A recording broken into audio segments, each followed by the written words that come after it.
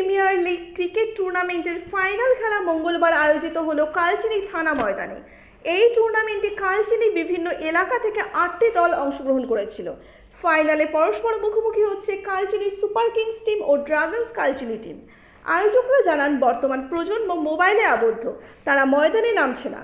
বর্তমান প্রজন্ম যাতে ময়দানে নামে সেই উদ্দেশ্যে এই টুর্নামেন্টের আয়োজন করা হয়েছে। এটা আমাদের কালচিনি প্রিমিয়ার লিগ আমরা শুরু করেছি। এটাতে 8টা টিম আছে।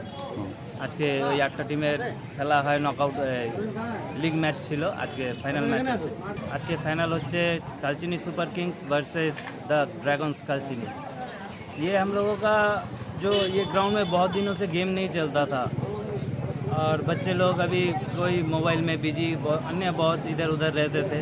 इसके कारण हम लोगों ने सोचा कि थोड़ा बच्चे लोग के लिए कुछ किया जाए।